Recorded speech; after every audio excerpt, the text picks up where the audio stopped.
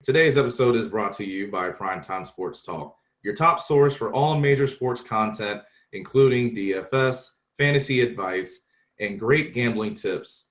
Be sure to head to primetimesportstalk.com to check out their in-depth analysis, exclusive articles, fascinating interviews, and explore the rest of their amazing podcast family. Again, primetimesportstalk.com, your go-to spot for sports content. Boom, we're back, everyone. Welcome to another episode From the A to the Bay. Obviously, Jordan Watkins, that's Kevin Dana. And just in case anyone's wondering, no, we didn't just get tired of doing podcasts and want to give it up. It's been pretty busy lately. And the best way to put it, well, Kevin, how about you tell them what you've been up to lately with all the games that you had to do? Yeah. So the G League season happened. I got this sweet new G League zip up hoodie. Thank you, G League. I thought they were gonna give me a handful of games, and I was happy about that. I'm like, cool, maybe they'll give me 7. I'm the guy for the Santa Cruz Warriors, if you don't know. So I was gonna be doing the non-ESPN games for the Santa Cruz Warriors. So that was 13 of our 15 regular season games. And then there was some question about equipment, whether they were going to be able to send me one or not. And the league told me, yeah, we want you to be on the air. It's a question of equipment. And so the season starts February 10th. February 5th, they're like, okay, yeah, we do have the equipment. We're going to send it to you. I get it on Monday. Get my schedule on Monday, February 8th. And I was thinking, yeah, hey, if they give me 7 games, that'd be cool. I ended up getting 23. And so 23 plus the 13 Santa Cruz. And then there was a Golden State game that I did with 3 hours and 45 minutes notice. Then there was a Pac-12 Network's women's basketball game. And then there was the Pac-12 women's basketball tournament championship game I did. There was a 26-day stretch where I had 43 events, and that includes like Golden State backup as well, where I didn't call a game, but I had to be up there. So I ran myself into the ground. I nearly went crazy last week. But I literally couldn't think for 4 weeks. How did you prep for that? In terms of, was it just would you just keep your notes from one game and then just transfer to the next if it was the same team? Like how did all that prep? Yeah, so luckily, and I would have felt confident that I could have done this in another league, but with respect to the G League, like this is my 9th year, and while there are always rookies that come in, a lot of these guys have cycled through, especially in this G League season where it's cut from 28 teams to 18 teams. So really only the cream of the crop is going to be in, and usually they're going to take the guys they trust. So I had notes on a lot of these guys, and it was just updating their box, their charts. A little tough for me to explain, but why do you kind of know what my charts look like? So it's just like updating the information. Real GM is a hell of a drug, as I like to say. It is the best website for professional basketball. You can get stats from college, McDonald's McDonald's All-American games, where they've played overseas professionally, national team stuff, junior national team stuff. It is the best. So it's like my one-stop shop. And then like the main thing I was doing was just watching games because that is my I've kind of turned into a coach, I guess, in that respect. Ever since Johnny Dawkins incessantly watched film with the Stanford men's team my senior year. And I thought, man, what the hell are these guys doing watching 45 minutes of film before practice when we would only watch 10 or 15 minutes with Trent Johnson before?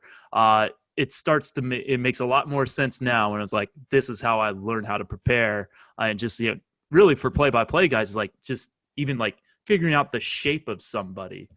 And like, cause you're calling a game off a monitor. And so knowing just like, the shape or where a guy wears an armband or a wristband, like, the Charlotte Hornets have the Martin twins. You're not going to be able to tell Cody and Caleb apart in person, let alone on a screen. So like the way you tell them apart outside of their number is one wears a leg sleeve and one wears an arm sleeve. So it's stuff like that, that like why I watch games back and then just, learning how guys play and that kind of thing. So it was a lot of watching games and, and filling out charts. And I was able to stay on top of it. I calculated it was a 135 game regular season in the G League. I ended up watching 72 of those games. So it was, it kind of felt like a fever dream at times, but it was worth it. Like, I hope I don't have that much of a crunch of games anymore, but I could do it if I need to. It's tough to say no when yeah, 2 gigs for 8 months, and then it was 43 in 26 days. So hey, when it rains, it pours, and I'll take it.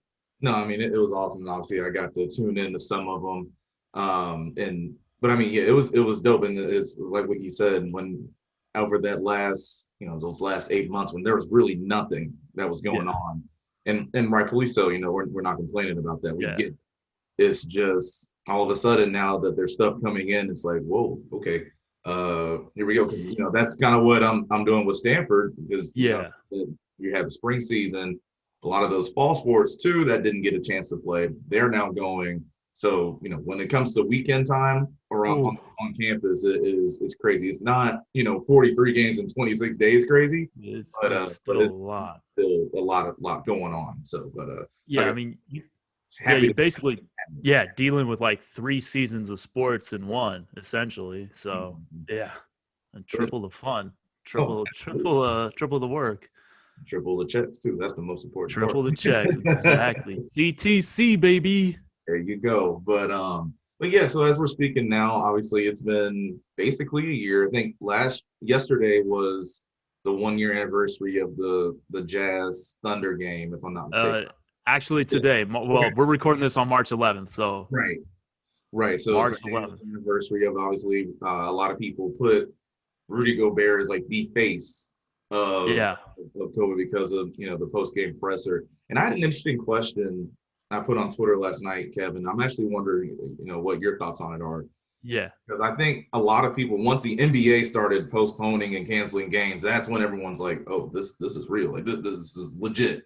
yeah, I wonder, okay, if Rudy Gobert press conference didn't happen, and he tests positive, what would have been that moment for everyone where it would have been, oh, whoa, this is real? Because I even wonder if the NBA doesn't postpone, does the March Madness tournament postpone as soon as they did? Does it keep trying to go? Because remember, it took them a minute to say we're not yeah, having it. yeah. They didn't postpone until like Thursday afternoon, March 12th, around like 2 p.m. Pacific time, somewhere around there. So, the NBA had postponed 20 hours earlier. That's a great question. I mean, I don't think it would have been that much longer, though. I mean, one of the crazy things I do is I update daily COVID totals. It was like a morbid COVID pandemic pastime of mine. And like we thought like it was bad when it started. I mean, it really didn't get. I mean, we thought it was bad, in the middle of March when we were getting like 1,000 cases a day. Right. That quickly turned, with more testing to like 20,000 cases a day by April. I mean, maybe we play the NCAA tournament. I don't know. Like, because as far as I know, like there weren't any college players that had tested positive at that time, right? Right. Yeah, I don't think so. So I think we probably would have gone until someone tested positive at the NCAA tournament, which I think probably would have happened by that point with all that travel, and we still like really didn't know what we were doing. We weren't wearing masks until what, May, June. So like it would have it would have spread. Maybe we get through the NCAA tournament. I don't know, but I think yeah, Rudy Gobert. I mean, it's hard to say that like we could be any worse off than we are right now, with 29 million cases and 530,000 deaths in America. But maybe it could have been worse if Rudy doesn't test positive on March 11th. That day will forever live in the back of my mind because like our worlds, Jordan and mine as broadcasters, like it came crashing down that day basically. And like I know I had a Stanford lacrosse broadcast on Friday that like I kind of prepared for, but in the back of my mind I'm thinking there's no way in hell we're gonna play this game. Um, so yeah, I mean, my story from that day is Yusuf Nurkic practiced with the Santa Cruz Warriors on the morning of March 11th. And because he was supposed to return March 15th, that was going to be his return for the Portland Trailblazers. Yusuf Nurkic is one of the last 5 hands I've ever shook. I almost don't want to shake hands anymore, so I could still tell people that fact. But That's pretty funny. yeah, yeah, It's just, I mean, yeah, it's wild because we think about it. I remember I was calling a Stanford baseball game with Doc Joaquin Wallace, yeah. and while we were calling the game, is when Stanford put out the announcement that they were going all virtual for the rest of the quarter, and and then it was just like, oh, this is crazy. Like, whoa, Yeah. because again, this was still super early. I think that was early March when that happened, Okay. and yeah, so it's just crazy to think about how everything just kind of leveled up. Because I remember even earlier during the pandemic, I was watching an old. It was the Pac-12 tournament. It actually might have been the championships, so Stanford, Oregon, and the women's side. Oh And yeah. I was listening. I think it was Adam Amin, Rebecca Lobo. I think they were on the call. And even then, there were questions of, well, we have to figure out where the athlete's going to go once this is over. Do they go back to school? Are they going, because everything was just so new. Nobody knew what was Yeah. going on or what to do with it. Hmm. Yeah. No, that would have been. They play that game on a Sunday. That would have been like March 8th. That Right. game. So like, yeah. I mean, things were moving. I think like then the next day or so Tuesday, March 10th, I worked the Warriors Clippers game doing stats for Noah Eagle and Clippers radio, and they were saying the next game. I think they were going to play the Nets. The next game was going to be without fans. Mm-hmm. And we had just made the announcement, I think on March 11th or March 10th, that the Santa Cruz Warriors were going to play their next 3 games without fans. I'm like, oh, we're being cautious. That we're going to play, we're not going to have fans for the next 3 games. And little did we know what was coming. But yeah, it was just like things just were moving. And then boom, the positive test. And like, yeah, you just didn't really know what to think. I mean, it like Rudy Gobert kind of felt like the boogeyman for a second. Like, I mean, to no fault of his own. Like, who knows? He very well could have not been the first player to get COVID in the NBA. We just don't know. He's the first one to test positive. But like It he was just became the ironic face. for what he did in the press conference too. Yeah. Yeah, I mean, yeah, that March, yeah, that was like March 9th, that press conference touching all the mics and stuff. Which honestly, thinking back now that we know it really doesn't, transfer over services, I don't know if any of those reporters got COVID. I don't think so. Don't quote me on that. But like, even if he had COVID, like at that time, he probably wouldn't have passed it to him through touching the mics. It would have been like, through like his nose and mouth, stuff coming out of his nose and mouth, the way I understand it. But it obviously looks terrible, no Yeah, doubt about I think that. that was the big thing, right? It was a horrible look, and again, and this for the rest of his career, and obviously Rudy Gobert is a great player. The Jazz are absolutely killing it in the first half of Yeah, the season, but for the rest of his career, I feel like he's always going to be linked and attached to COVID, always. yeah, 100. I mean, it is the single biggest sporting event that's ever happened in our lives. I can't think of anything bigger than the NBA shutting down its season and then all sports pausing for like 4 months. Yeah, it felt like we were watching a movie that night because there was that. Then Tom Hanks says he's Yep, tested you had it. positive, and then Trump gives his like crazy whacked out of space speech where he said the coronavirus has no chance against us. They were just showing parts of that earlier today on the news, and oh, some things don't age well. That really didn't. No, but yeah, and I mean, again, when you look at this whole year in totality, and again, obviously there are so many more bigger implications than just sports when it comes to COVID. We're just talking about it now. Like you think about all the efforts and all the different things people have done to put something out there. There were Yeah, all the bubbles. There was the wubble. There was, I think NWSL had one. They were the first one, I think, actually to be back in yeah. with sports. Hmm. MLS had one in Orlando. You think about all the stuff that these college ads and people in the front offices that you might not see on the field, but they're just as important as a starting quarterback. All the stuff they've had to go through. I can't wait. I think Stanford football needs a 30 for 30, and just everything that was going on behind the scenes with the crazy situation that they had. So, for a second too, I do want to tip my cap though to everyone that has been trying as hard as possible to put a product out there. Yeah, And definitely. without the first responders, I mean, none of this is possible at all. None of it. 100%. Yep. Um, you know, and just absolutely nothing but gratitude for all of you. And then for everyone else, hopefully you can pay them back, get vaccinated or do whatever you can to help just minimize this. I think last time I looked at the trends, everything is going down. So let's keep it going that way. Let's keep it going that Yeah. way.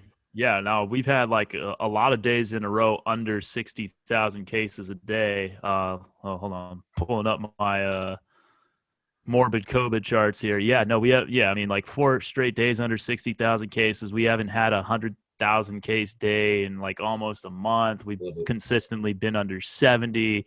So, yeah, no, it's trending the right way. We're getting more than, 2 million vaccinations a day. So yeah, things are looking good, and I would just mention that like go check out your local pharmacy and see Yeah. if because they have. I actually got vaccinated. Waddy knows this because like my name was on a call list that my mom put my name on without my permission. But like like they had extra doses. It's not even like sometimes they say that there's like 10 doses in a vial. Well, sometimes there's like 11 or 12. And so at the end of the night, they had like a couple of extra doses, and I live like a block from the pharmacy. And they're like, "Can you get here by 9 o'clock?" It was 8:30. I was like, "Yeah."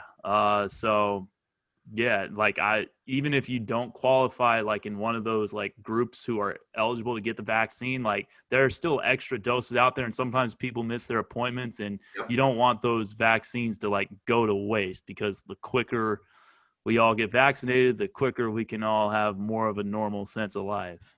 Yeah, I mean, you hit the nail on the head. These vaccines, the doses, they have an expiration basically, and it's pretty quick. I mean, Yeah. I think we saw it. I think it was even in Texas when they had their winter storm, and so there's a truck and it's full of doses of the vaccine, but they can't go anywhere. They started just giving them out to people in the cars because it's like, well, if we don't use them now, they're Yeah. just good for nothing. Yeah, So yeah, exactly. they have to get rid of those doses. So yeah, I mean, I know CVS. I went to a CVS the other day, got put down on the wait list. So I know CVS is doing it, probably Rite Aid's doing it, maybe Walgreens. And all you have to do really just go into the store and then ask them about it, and they'll tell you about it. Put your phone number down, and they call you. They call you.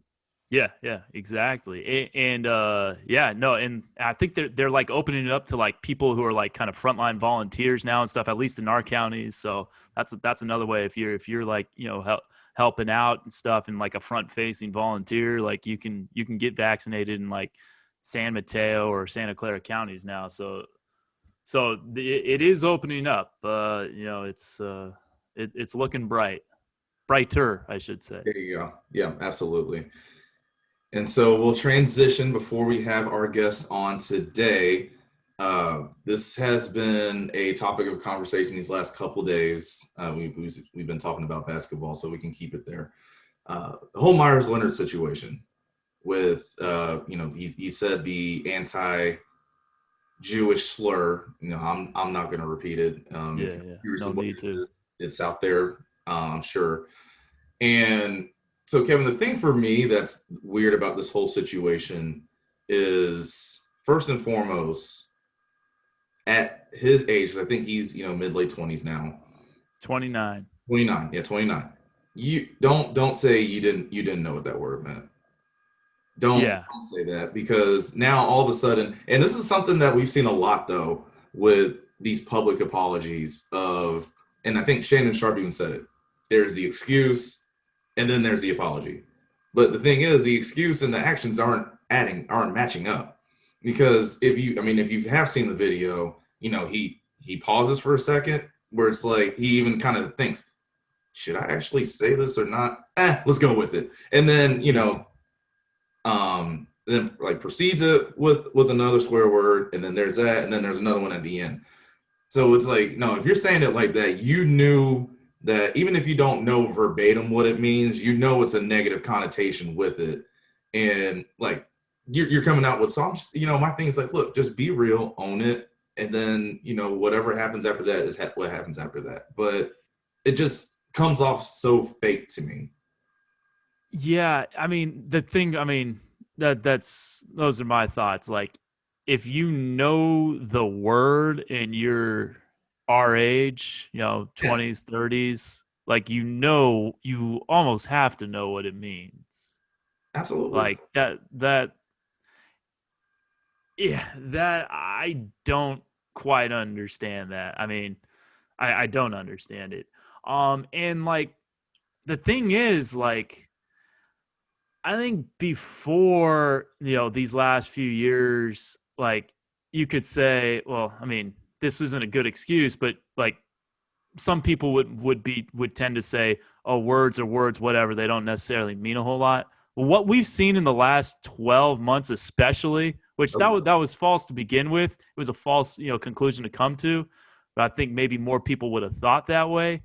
Now it's like, all right, on January 6th, there were people who stormed the Capitol that had Camp Auschwitz t-shirts, that had 6 million wasn't enough t-shirts. Like, mhm. there are legit consequences to like these kind of thoughts. Like Jeremy Lin getting called coronavirus on the court. Right. Um, like, that didn't come out of thin air. That's because our political leaders were calling it the Chinese virus or the Kung flu. Like, and Asian American hate crimes are up. I don't know what the percentage Right. is, but they are up Yeah. huge numbers.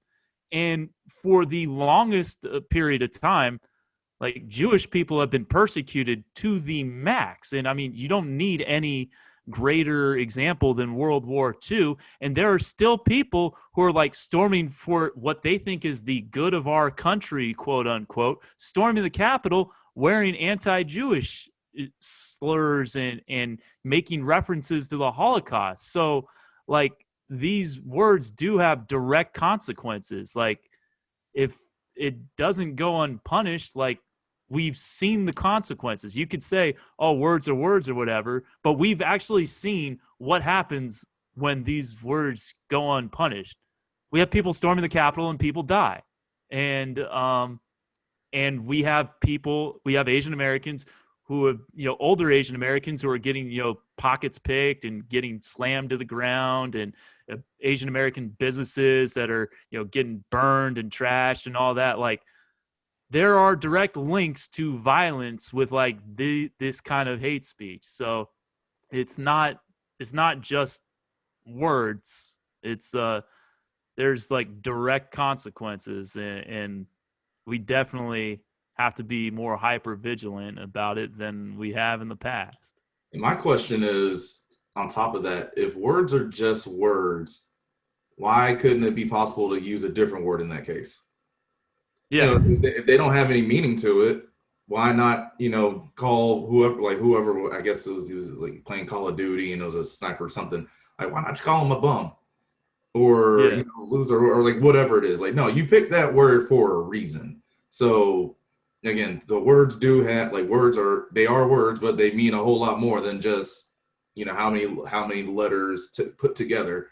And and again, if you're just gonna apologize, like just be real and own it.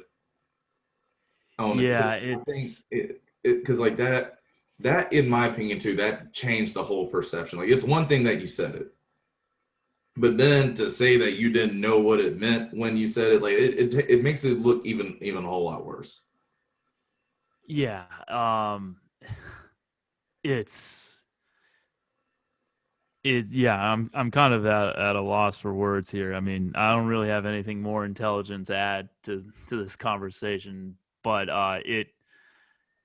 it really kind of stretches the bounds of logic to say a word like that and not know what it means. And also, like you mentioned, kind of before the calculus Myers was doing in his head, there's also like after he said it, there's kind of like a whatever that he said where I thought he realized, like, oh shit, I shouldn't have said that Yeah. word. Like when he's like, oh, or whatever, like, but whatever, like, it was some like little phrase like that Mhm. where I felt like he like had that I shouldn't have said that word. So like I feel like that's another clue to like I mean, I'm not trying to treat this like this is a Zapruder film or anything, but like, it leads you to believe that he did know what he was saying. No, absolutely. All right, so we're going to take a quick break, and when we come back, our guest, who is the host of the Sideline Sass podcast, writes and covers football from pretty much any site you can think of. Yep. Emily Van Buskirk will be here with us. We'll be right back.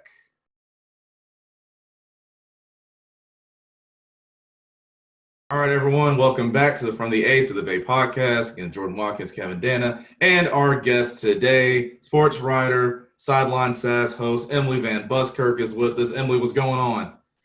Not much. Just excited to be on a podcast other than my own. So this is actually a treat to not be hosting and to let y'all have all the pressure of asking me questions. So I'm just going to kick back.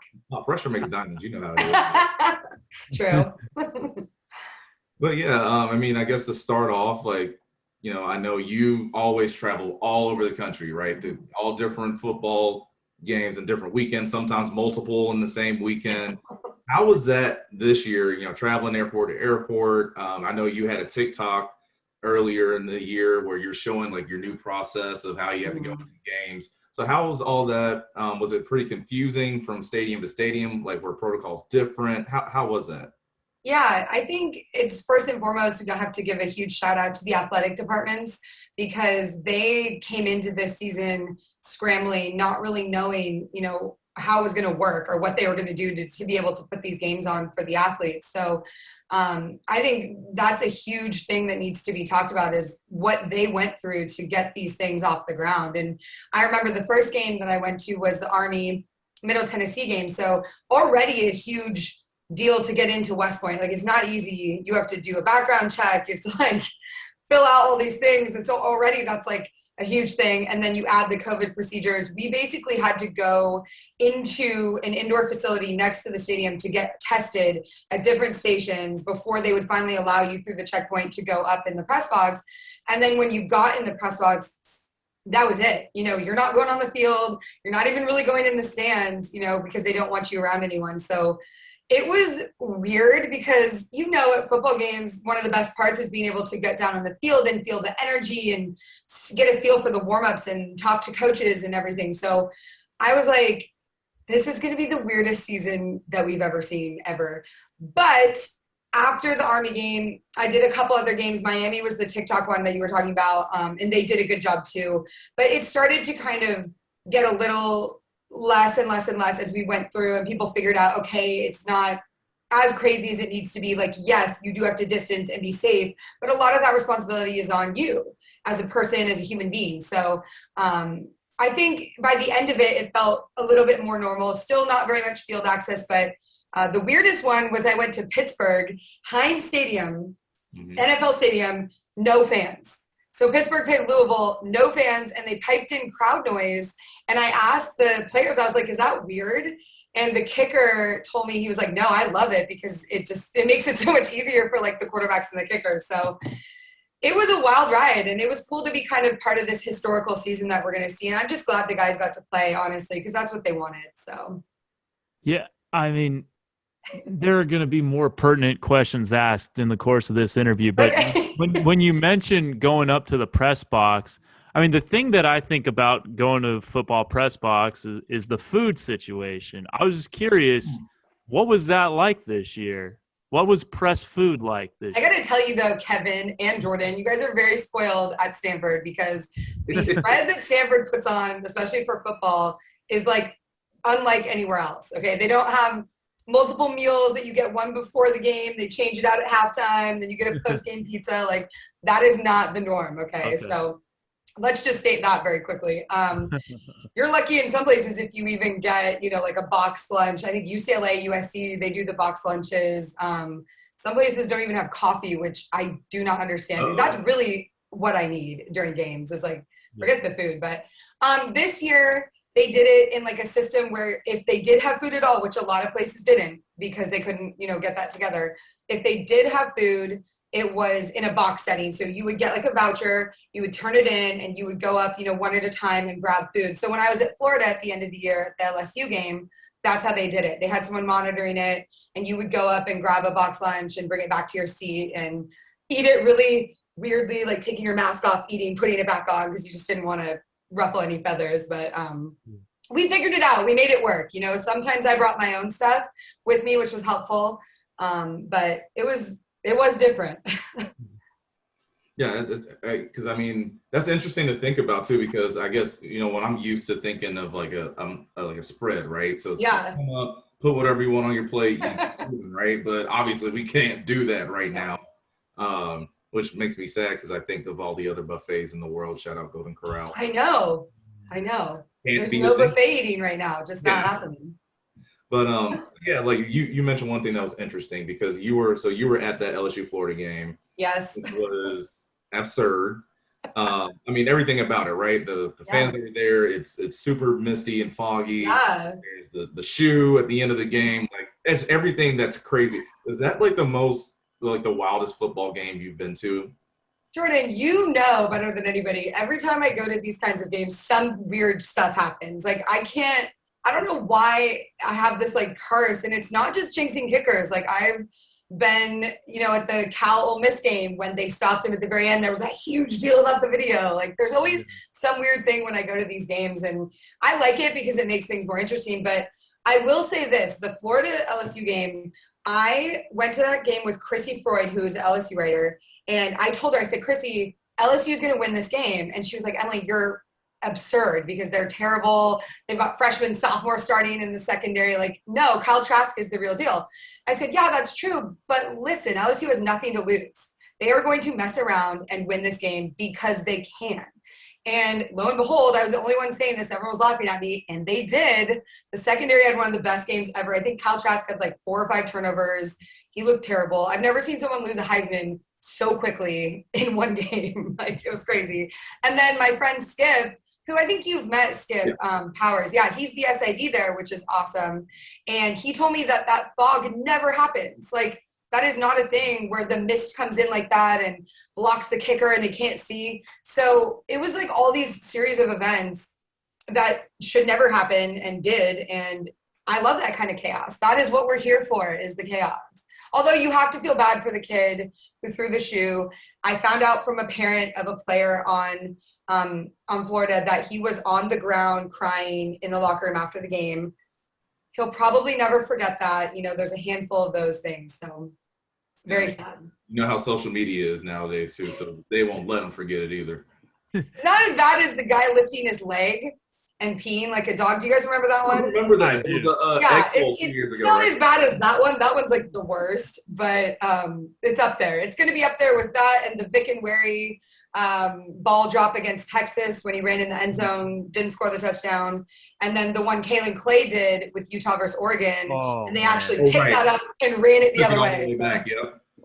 14-point swing. I remember I was in the Pac-12 Network's studios for that game. Oh, yeah. I was at that Utah-Oregon game, and we were sitting there like, this is not real. And that game went to like 1 a.m.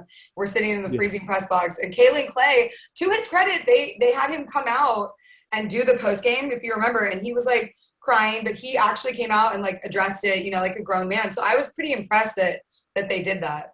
Yeah, no, that is really impressive. So we talked about some crazy finishes and just plays that you've been a part of, or games that you've covered. Yeah. What would be like, beyond the LSU, Florida fog, the shoe throwing, the Kalen Clay, Utah, Oregon? What are some other games that kind of rank up there for you, either in terms of like zaniness or I just can't believe I saw this happen? That is actually a really good question. I should probably start documenting more of the weird ones. But I think when you talk about unique and weird experiences, I have to bring up the Marshall games because I've been to 2 of them now at Marshall on the anniversary of the plane crash. So those games are always weird because you get this ghostly presence from the victims, the guys that died in the crash, the players. And every guy on the Marshall team will tell you that they feel like those guys are there on that day. They almost never lose that game. And a lot of weird things kind of happen. So 2 years ago when I went, they were playing Louisiana Tech, And La Tech is a good team and probably should have beaten them. But the night before the game, 3 of their best players get suspended for reasons that were not disclosed. So all of a sudden that happens. Then their kicker misses this big field goal that he should have made. It was easy. And then just all these weird things that you're sitting there like, this is not a normal situation of occurrences. So I would have to say, of all the games I've covered, the ones at Marshall, especially on the anniversary of the plane crash, are the most incredible experiences ever. So, and that's just history, you know? Yeah. That reminds me, I need to go back and rewatch that movie. It's been so long since. Well, you know what's funny is they say this last time I went, it was the 50th anniversary. So it was really special this year. They played Middle Tennessee and they beat them, but it was a weird game as well. But I got to actually do this whole tour. So we walked the flight of the plane flight. So like we saw where it flew over the water and then into the hillside. I went up to the crash site and they walked me through like where it hit and how they were pulling rubble out. And I actually spoke with this woman named Jan. She's the fire marshal for all of West Virginia. And her dad was a firefighter working in the wreckage at the time. She was only 5, but she remembers the smell, and the whole town is just affected by this thing. So I was able to do that. I went to the gravesite of the 5 unmarked graves. They were never able to identify, 5 of the players. So we got to visit that, and the team gets their talk there the night before the game. So I was able to sit there and listen to that, which is just like a goosebump inducing situation. And then the cool thing they did this year, which I think you'll appreciate, is they had all of the players that died on the plane. They had honorary degrees given to them. So somebody walked their pictures across the stage, and what they would have graduated with, that's the degree they got. And you got to really think about what these young men would have contributed to the world, had they not lost their lives that fateful night. So it was a very emotional weekend, but if you're a college football fan or a history fan or any of that, like this is a place, Huntington, West Virginia, to go, because there's nothing like it. There really isn't. So not to be a downer in the podcast. Oh, no, not at all. Like super heavy, but that's incredible. I mean, and again, it's one of those things where, again, this is, in my opinion, what makes college sports so much better than professional sports. Yeah. Like, every single place has its own unique story. Like, I think when you get to the pros, like a lot of organizations are very similar to one another, but every story and how they honor things or look at things, celebrate them, it's so much different than, maybe the next college over, which could be a few miles away. Exactly. And like NFL has its own special stuff. I mean, you being a Falcons fan, like it's a very like group that's tight knit and very passionate, right?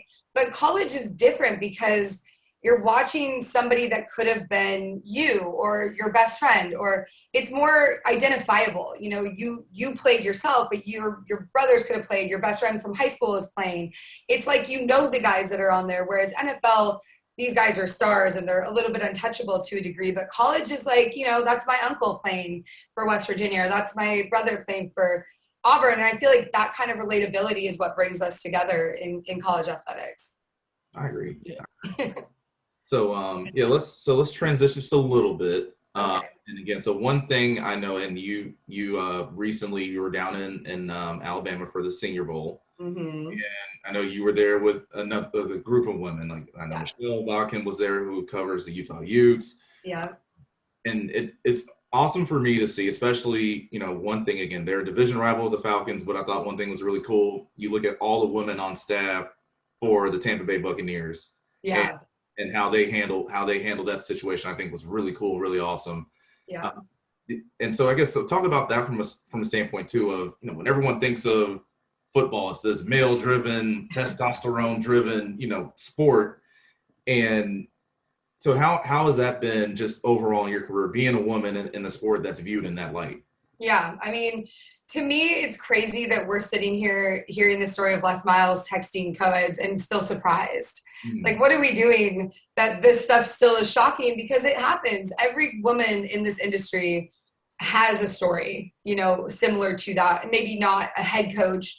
Although, yeah, I've had head coaches slide in DMs. I've had head coaches do stuff like that. So it should not be a surprise anymore. This is something that I feel like needs to be more talked about so that when it comes out, It's not headline news. This is what happens to us on a daily basis. And that's kind of what needs to change, not the fact that this is breaking news and huge deal and now he's fired. It's that this is something we live with every day. Every single day, there's going to be something going on. So, I hate to say that it's normalized at this point for some women who've been doing this long, but learning to navigate around that stuff is something that I try and teach the young women that I mentor. So like you said, the Senior Bowl, Michelle has been doing this for a while so she and I were there together, but we had two girls, Chrissy Freud and Kim Montero, who was a photographer in the NFL and the NBA, but went to Clemson.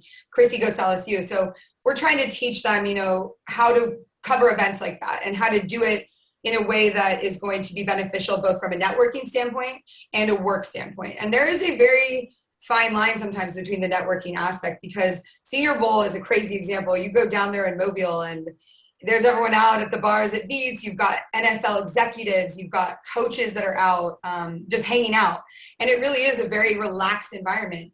And sometimes that can be more trouble than you realize, because you do get comfortable and you hang out with these guys and there's alcohol and all that kind of stuff involved. So I like to bring girls with trips on me to show them, okay, you can do these networking things and befriend these coaches and make connections and also be taken seriously the next day at the field for your work and your ethics. So that's been something I've been trying to do. It's not easy. I made a lot of mistakes early in my career and, had a lot of missteps, but I didn't really have anyone like me to show the ropes like that. Luckily, I had Kevin Gemmel, who you guys both know. Kevin Gemmel from ESPN, he's no longer in the industry, but he was the most incredible guide. I mean, he took me under his wing and walked me through it and introduced me to other males and was just a male in my corner that would take me to games and bring me into coaches' offices and legitimize my experience. So it wasn't just some intern or some girl that's hanging out with these writers. It was, this is Kevin's friend, his best friend, and someone who you need to take seriously. So I think we're getting more men like that. We obviously have such a good group.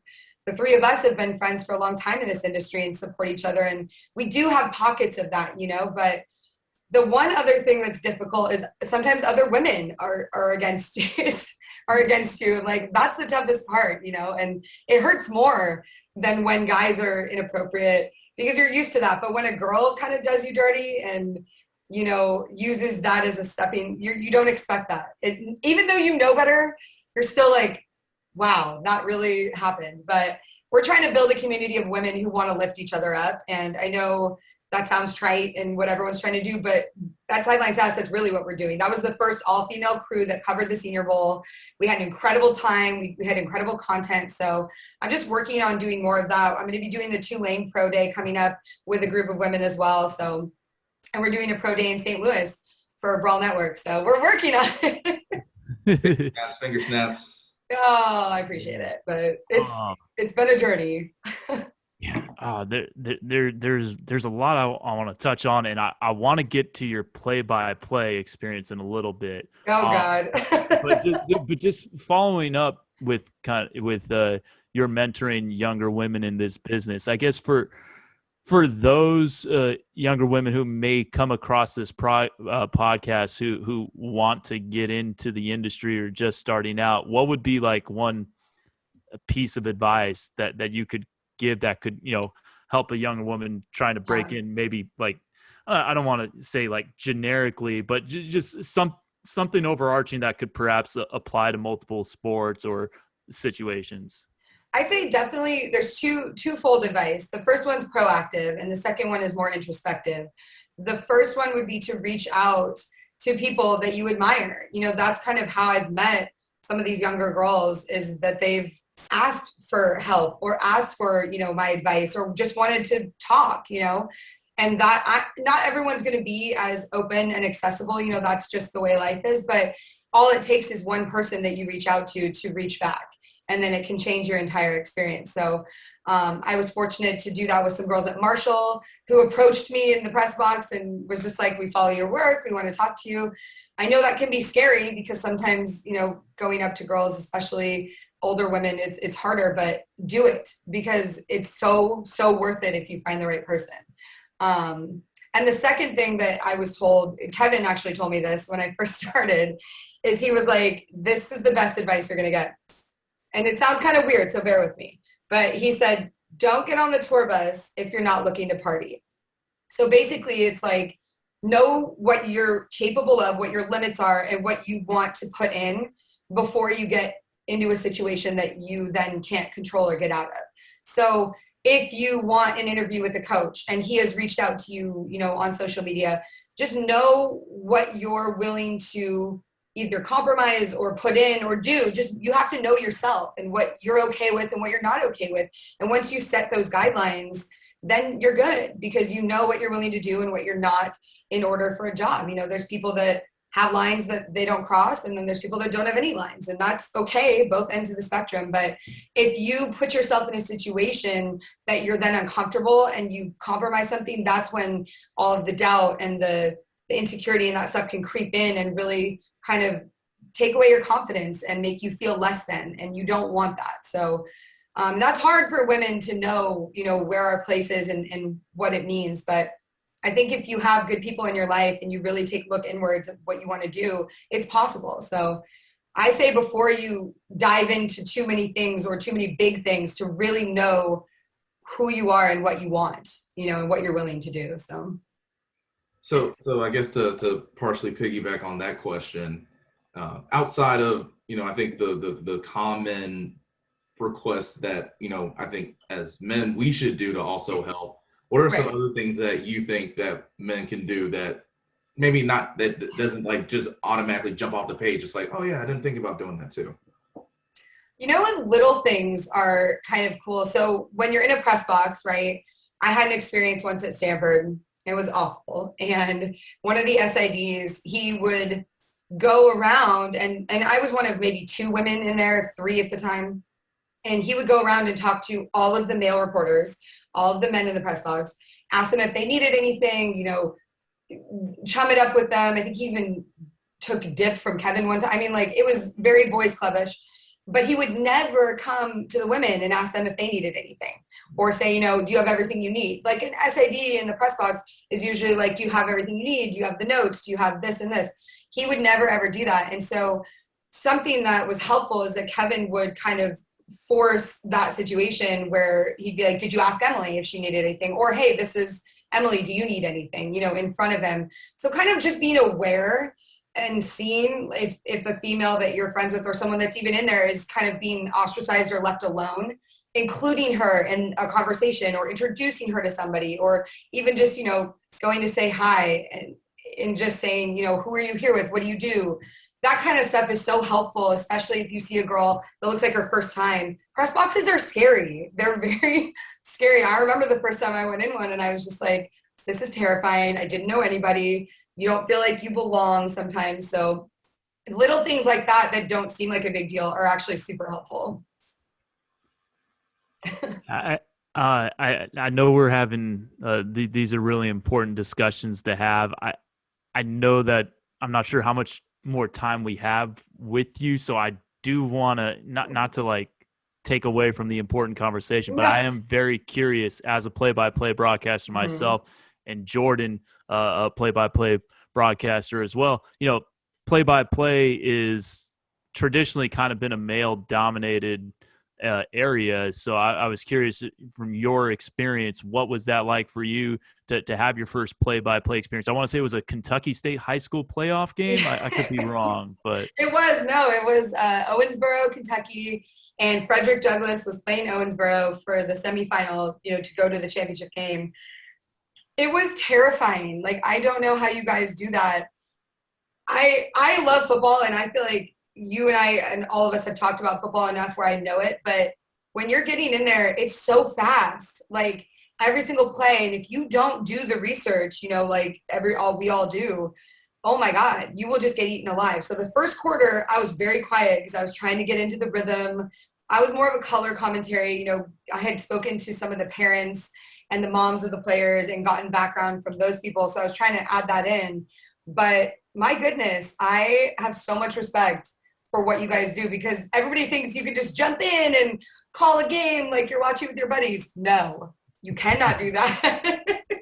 It is not that easy, but the guys were great. They included me. They made me feel like they valued my opinion. And I think by the end of the game, which I called the field goal winning, I said that was going to happen. And I felt good for that. I felt like I had picked up so many tips and tricks and learned so many things about how to watch a football game, even though it was just high school. So it was fun. Well, yeah, I mean, I'm glad to hear that you had a good time with it. Like, if you do it a few more times, like it does get like it a gets lot easier. Okay. there's a reason I do it. It's because like I feel like I don't push myself too much when I broadcast games. Like, what I can't do is like host a podcast or host a radio show or like You're hosting a podcast right now, sir. Okay. Oh no, I'm the Robin to Jordan's Batman. That's why I like this role, because I don't really have to think all that hard. I just kind of spout at the top of the mouth. But like, there's like actual thinking that goes into like covering games, writing articles like you do. Like when you get into a flow for play by play, the best part of it is like it's just reactionary. You're not really thinking.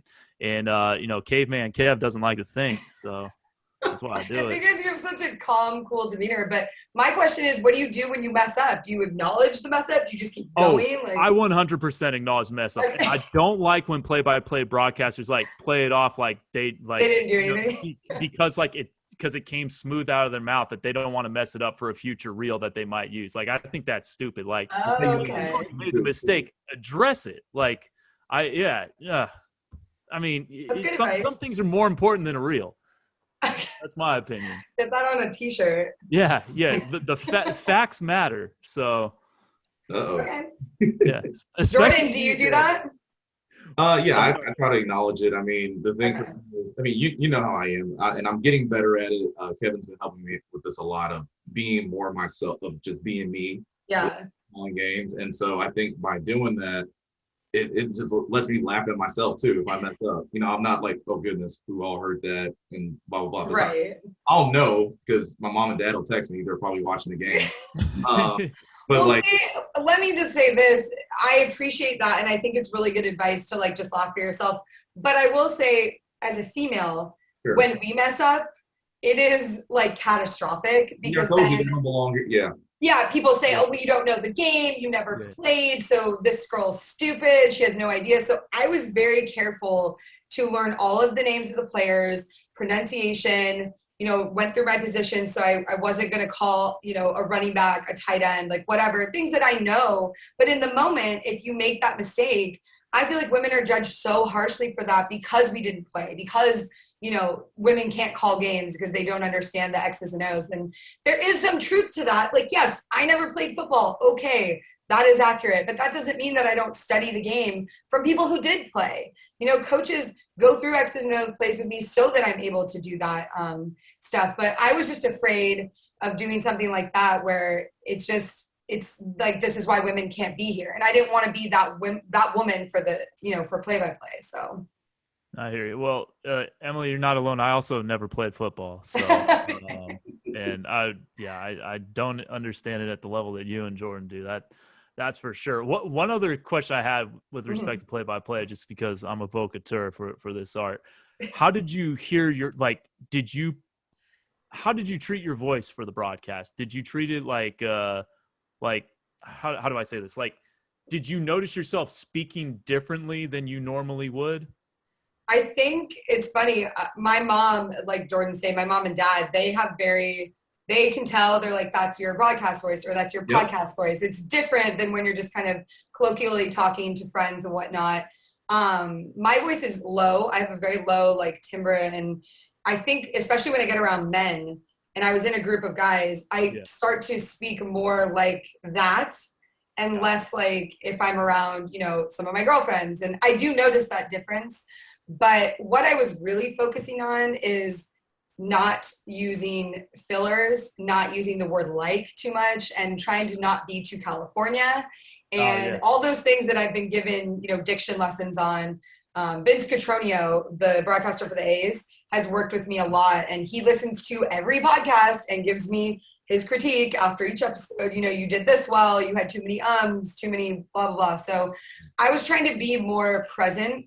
And I think that's why the first half I was very kind of stoic, less like myself, and making the commentary that the reason they wanted me to come on is kind of the funny, like, things that I'll say or observations. So it does take a while, like you said, to get into it. Yeah. And I would like to do more of it moving forward. They're going to have me out again and do some more. So I'm going to try and get better, but it's hard to get out of your head. My goodness. Yeah, no, that's the big thing. Like getting Yeah. out of your head. I mean, like that could take years, honestly. Like Great.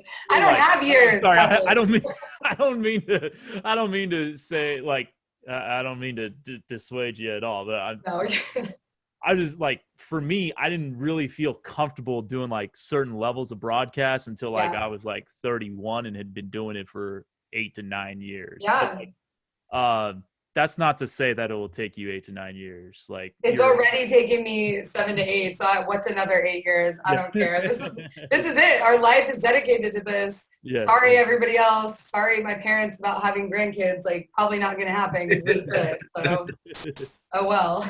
Oh man. Well, I don't know if you all saw this. There was this article that came out recently, and it was about Joe Buck and Troy Aikman, and how they are as the Fox group. And so one of the things that Joe was saying, I think it was a time when it was during the World Series. You know, you have like the World Series game one day, then you have to do the football game the next day. Yeah. He would talk about how, you know, there would be times that he would have a beer before a broadcast just to, you know, relax himself and just. That reminds me of our Sideline Sauce podcast. Right, right. And so he was saying, it was like, yeah, but the thing is, when you get around Troy Aikman, you know, his taste is a little bit more than beer. So like they would have like a tequila drink. So no. You had to have like a vodka soda with a little bit of cran before play-by-play. You know, I've thought about that because that's how I do my podcast a lot, is with, you know, a beer or whatever. But I don't know. I might start saying things and some stories. You know, I have so many stories, and there's some that can't come out of the vault, at least yet. And I would be a little worried that I'd just be like, yeah, you know, that time with Marshawn in Australia, like, it's fine. Some of those got to stay in the vault for a while. So maybe when I get older and I have more control over my mouth, we'll see, but not now. I just thought that was like so funny to read. Like, these are two of the top of the peak in the profession. And you know, they're admitting to, like, yeah, we still get nervous too. And then it's not illegal. I mean, I bet a lot of people do it. I would not be surprised, you know. I should ask. I had Daryl Johnston on my podcast, who does a lot of stuff for Fox, and I should have asked him, you know, because he seems like someone that might enjoy a beer every now and then during broadcasts. The Moose. I love him. He is probably one of my favorite human beings I've ever talked to. He is incredible, and he's a fullback. Okay, but oh my God, when he told me that I could be a fullback in life, I was just like, can I please get this embroidered? I have a picture of him that my friend gave me. He found in his like archive of cowboy stuff. It's this glossy photo. I should have brought it in here, but I'm gonna like have him sign it and write that quote that he said about me, and I'm gonna frame it. I love it. Forever. Yes. His stories about Emmitt Smith, though, were, oh my gosh. I mean, those days in the Cowboys days when they were there, those were the heady, you know, Dallas days. So he had some really interesting things. That's a good episode if people, you know, like nostalgia like that and like fullbacks, then y'all should listen to it. Yeah. Plug. Check out Sideline Sauce. Plug. Exactly. Emily, you've had a chance to, you know, cover so many different college football games and so many different venues. I was curious, and I think I know the answer for one part of my question since we've talked about it, but what would be your favorite Power 5 college football stadium? And what would be your favorite group of 5, which I guess might be Marshall. So maybe another one besides Marshall so we can get some more love. I'll give a different one. I mean, Marshall is obviously incredible, and it's one of only 2 stadiums named after women in all of college football. The other one being Mississippi State, sorry. Okay. So I love that. The Joan is incredible. But what's another I love Murfreesboro. Middle Tennessee, weirdly fun and awesome. And they have a beer garden on the field, which is cool. Yeah, kind of neat because we don't have that in the Pac-12. Like, there's not even really drinking at games at some of them. But Power 5, I gotta say Clemson is probably the most impressive. It has to be. I've not yet been to Alabama. I've not been to LSU. I have been to Michigan. The Big House is always iconic. And I was there when Utah beat them, so that was incredible. Wow. Yeah, that was a pretty, like, that's a game I forget about. It stopped because of a lightning storm, which I have never in my life seen, and then resumed with about 1,000 people left down in the bowl, like a high school game, and then Utah beat them. So, and that was Brady Hoke, like, that was the end of him. That was the end. But that was an impressive one. Trying to think, I weirdly like Texas Tech. Lubbock, Texas, super fun town. And their stadium's really cool, especially I saw Patrick Mahomes play there, covered him in his last year. Yeah, so that was kind of a cool experience to be there. Ole Miss was neat, but you know what? Ole Miss fans are mean, super mean. Everybody says it's like the polite. Yeah, well, not only that, but like when I was there for the Cal game, they were booing the Cal coaches that were going up in the elevator before the game. And I was just like, really? The game hasn't even started. Y'all are in like big time school. What are you worried about? I mean, like, yeah, they should have been worried, but that was a good one. Evan Weaver taking shots at their quarterback, Matt Corral. So that was good. Yeah, I mean, Tulane, that's another favorite of mine. I love New Orleans. Like having a stadium there is awesome, right? In NOLA. In that nice part, and it's really beautiful. Yeoman Stadium is incredible, and the team is good.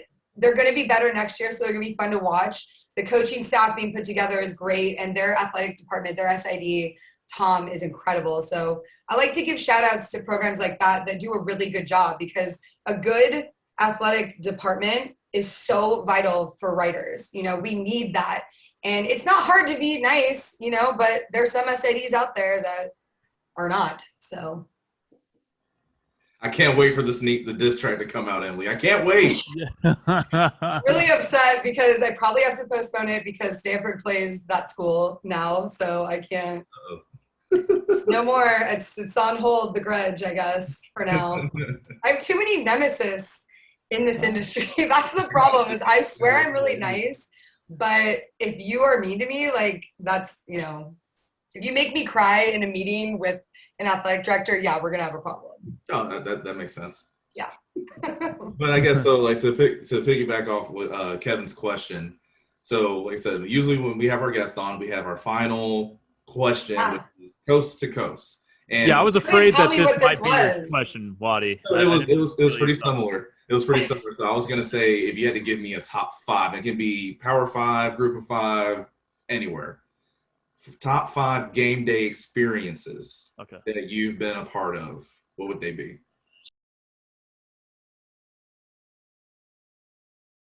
I mean, that's so hard. It would have to be, okay. I mean, do they have to be in like order top 5 or just like any top 5? If you can do an order, sure, but it doesn't have to be. Well, then I'm going to go Marshall as the first. Yeah. Clemson was an incredible experience because the whole like town shuts down for game day, and it's just like everything is about it. And Dabo has cultivated an atmosphere there that's unbelievable. So if you can go to a Clemson game, I highly recommend because the stadium's amazing. They have a DJ. See, and that's a big thing for me is I like when there's little nuanced things like that. Like when there's an in-house DJ that's curating the vibe. Like I like when there's, you know, beautiful things to look at in the background. So like Utah would be I'm going to add Utah in there because Utah, you've got the mountains in the background. They have a great tailgating experience. The people are nice. So that would be one. So let's see, Tulane, Clemson, Utah. I mean, what I said, Marshall, Clemson, Utah. What would be another good one? I mean, on the spot, Kev. This is a tough one because it's so like I don't want to leave any schools out. I don't know that I could. Army was pretty cool, especially if you go to Army and you stay in New York. We took the boat up the Hudson and docked it, and that was like an unbelievable game day experience. Somewhere I really wanted to go is Temple. I've not been to Temple yet, but I've heard the Temple games when they're not too cold are really fun to go to. Their offensive coordinator and defensive coordinator are good friends of mine, helped me with my fullback story. So I want to get out there. God, this is really tough. Texas was a good one, I guess. Okay, yeah. I mean, I was there when Cal beat them, but yeah, that was a crazy game. But they had like, game. See, I've been in a lot of crazy games. I don't know why, but that was a missed extra point, right? The point at the end of it. Mm-hmm. Yeah. Yeah, and that was a completely full Stadium, and they had Bevo on the field, which is so cool. And then you got to say Colorado is an honorary mention because the running of the buffalo is so unique, and Folsom Field is beautiful. Yeah. So I gotta say that one too. And then I'm gonna say not college football but basketball. Kansas. Oh, yeah. For sure. Lawrence Field, like that is the best college basketball venue I've ever been to in my whole life. That's on my bucket list. It's like worth it to go. It's just the best thing ever. So, KD, what's your 5? Well, all right, college football wise. So I've been to Stanford, Cal, USC. okay. I've been to Notre Dame. Ooh, Notre Dame's a good one. Notre Dame's a good one. I will say I was at USC for the game in 2011 against Stanford that went to triple overtime. Oh my God. Andrew like I remember that place, there were like 93,000 people there, or it felt like 93, and it felt like the entire world was against you. Like that vibe was awesome. You can see the Hollywood sign from the press box there, which is kind of cool. Oh, but how do you deal with the song every 5 seconds? I cannot do it. No, that for me is a good no. That tailgate experience was I mean, we didn't really tailgate, but like just walking around and seeing all the different tailgates was, I mean, they do it right. For a West Coast kid, that was pretty next level. I'm trying to think if I've been to a 5th stadium. No Oregons, no Washingtons. So I've been to all these places for basketball, but I haven't been there for football. That might be it, unfortunately. I mean, I did a game at Menlo College. They still had a team, so okay. NAIA love.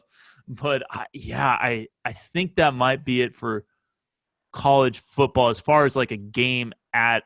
Oh, I mean, I've been to the Rose Bowl for the Rose Bowl. So. Well, yes, and that's incredible. Like that's hard to. Yeah.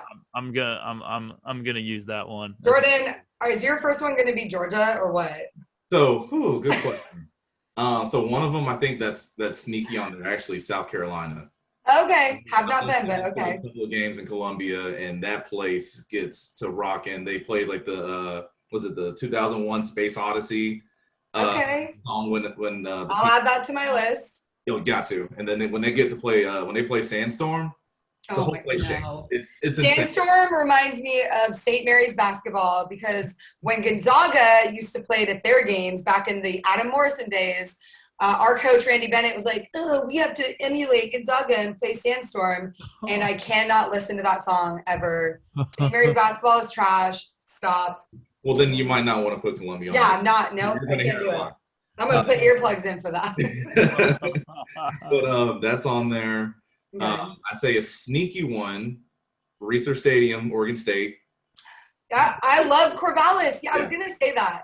Totally. And you guys always you played there, right? Yeah, we played there twice. You guys always had a hard time there. Yeah, it's one of those things where it's because, it's only, I think, like 35,000 stadium. But, same thing with all those other Pacific Northwest stadiums. Yeah. The way it's built, all the sound comes straight down.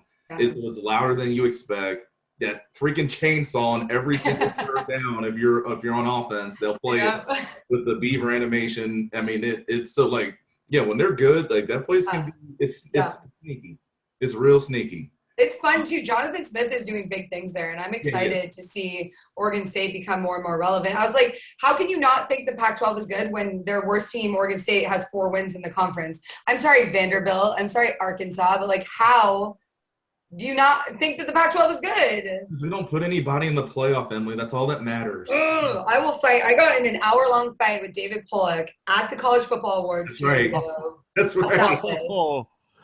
And he would not let it go. He hated. I was so excited to meet him because he's super hot, and I was just like, oh, first time meeting David Pollock. Like, I feel like everyone thinks he's cute. So he came up to me and Marty Smith, and we're chatting, and I said I was being bold, and I said that the Pac-12 is the best conference in college football, top to bottom. I very specifically said top to bottom. Okay, he didn't hear any of that. He just heard Pac-12 best conference, and he immediately engaged me in an hour-long conversation about how I was wrong and the SEC is the best. And I said, I could go on about it. But at one point, his son, came up to us and he Heisman'd his son and was like, no, sir, we're finishing this conversation.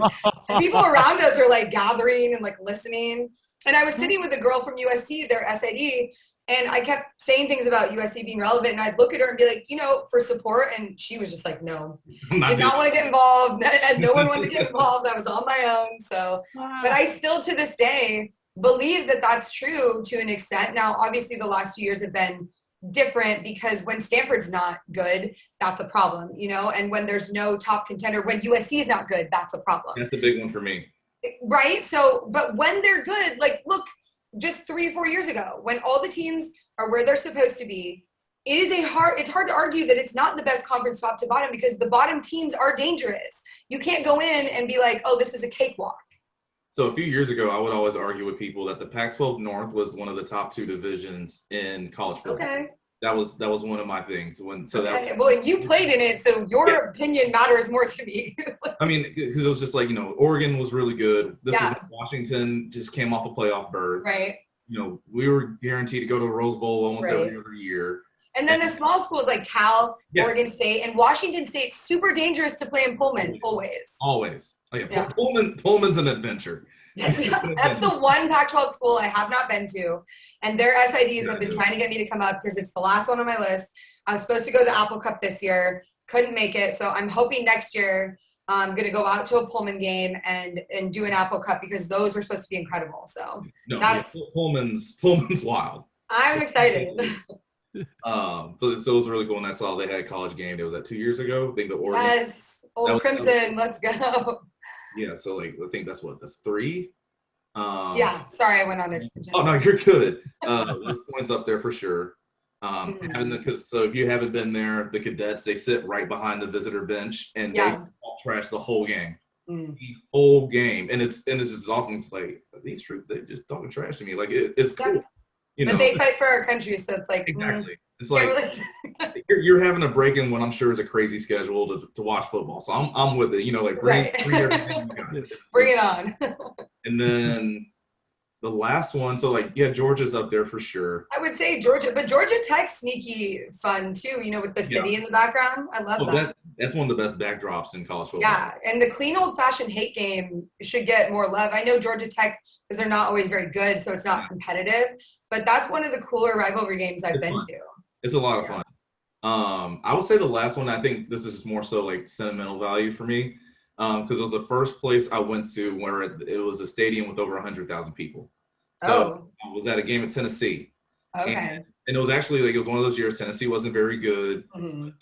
I think they were playing Alabama this game, but they were still 105,000 people in Neyland Stadium.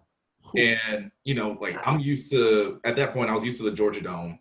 Georgia Dome had I think filled 72,000, so still a big stadium. Yeah. But when I'm sitting there thinking, okay, this is a big place, and they have 72. How big is a place with 104? Oh and my goodness. It's similar to USC and the all Michigan I think has one. They're 110 almost. Something like that. But it's something crazy.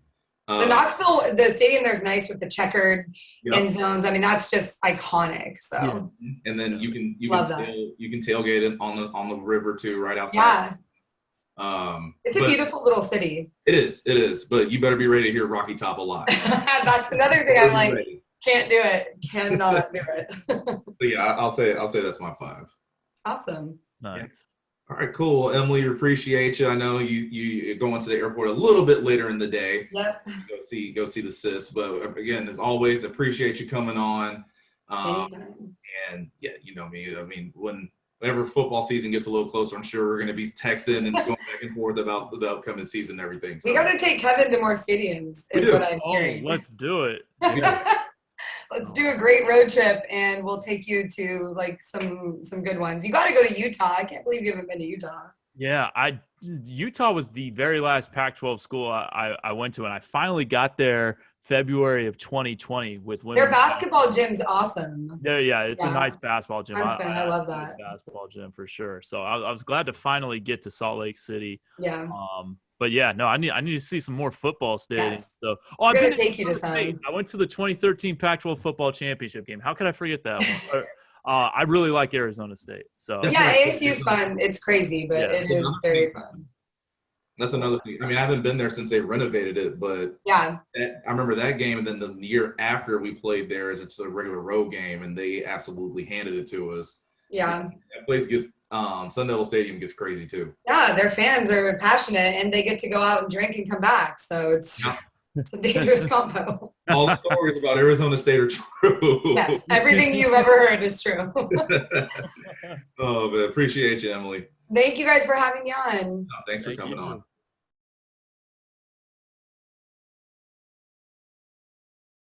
Everyone, welcome back from the A to the Bay podcast. Obviously, we just had Emily Van Buskirk on, and Kevin. I mean, you know this. We've known her for years now. Always a blast to talk football with her.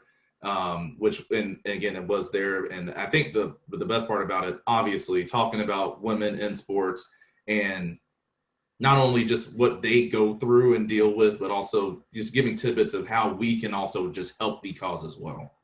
Yeah, I mean, for me, Emily's been awesome. I've known her since I think 2013, I want to say. But like the thing I really like about Emily is like, she really like builds camaraderie and like, really good networker.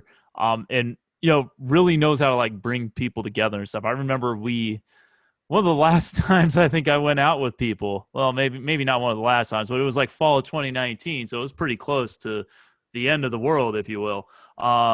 Like, I think you were there too, Waddy, like just after a football game at Stanford, like, getting a bunch of like media people together, like, just, go out to like the old pro and right. Have a good time with a bunch of people like in the business and stuff. And so I remember like Jessica Kleinschmidt was there. Like Kari Jones was there. Like, yeah, bunch of people were there. So like, and she brings those people together. So that's one of the really cool things about Emily.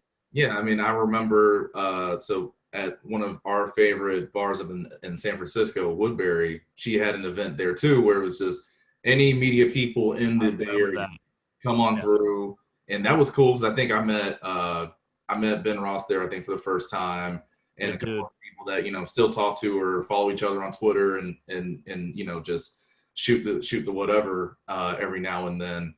But yeah, I mean, as you know so well, networking is probably half, if not more than half, of this industry. Oh yeah, 100%. It's a lot of shaking hands and kissing babies. Yep.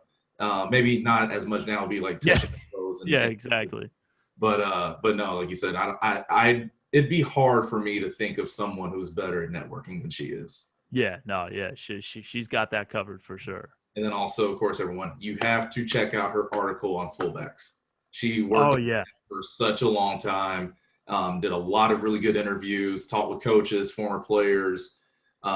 She put a lot of time and effort into that. It's a great read. So I, again, highly recommend it.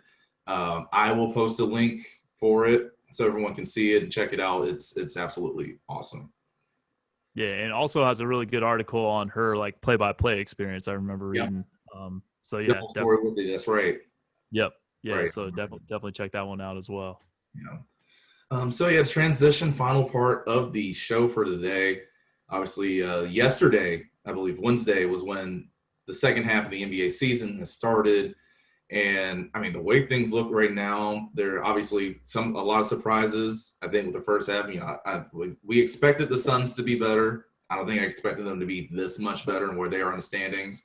You can tell from my sweatshirt, I'm a big Atlanta everything fan. If you haven't realized that by now, it's not happy that they moved on from Lloyd Pierce. I'm also just not happy with how they performed so far in the season.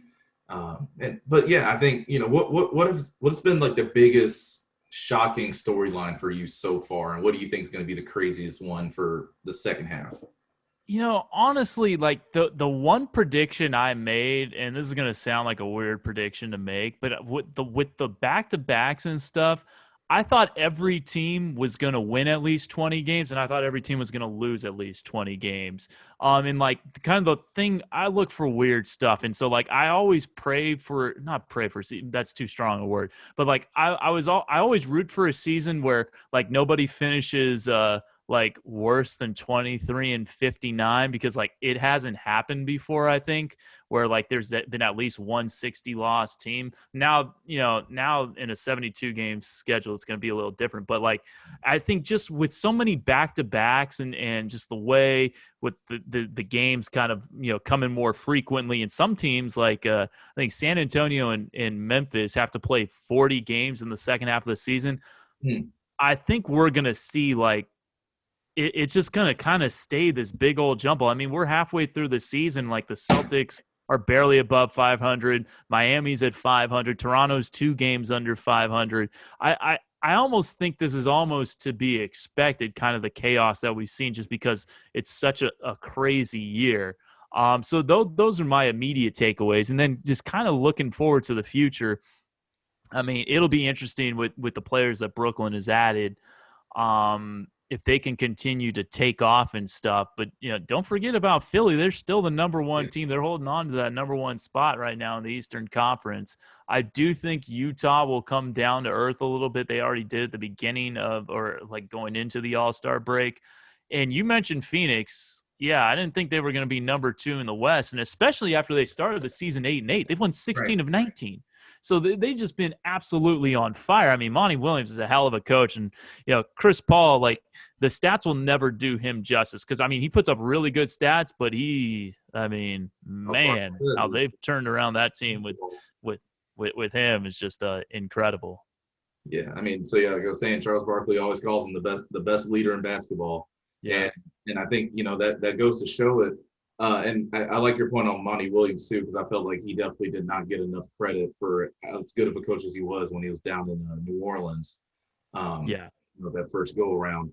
But I think what I'm most surprised by in the first half of the season is, honestly, I think, there was, I would say Miami, but like they had so many injuries and COVID situations. So, that's why they kind of got to a shaky start. I think the biggest one for me, and this is a good one, has been LaMelo. I expected LaMelo to be a good player. I did not expect him to be this good this soon. Yeah. Averaging, I think, like, 16, 6-6 or something like that right now. I didn't realize he was that fast. And, again, I not grew up, but I watched him grow up, per se, watching, the Facebook series Ball in the Family. So I'm still in my mind, when I think of LaMelo Ball, I still think of like the goofy little sophomore that was at Chino Hills.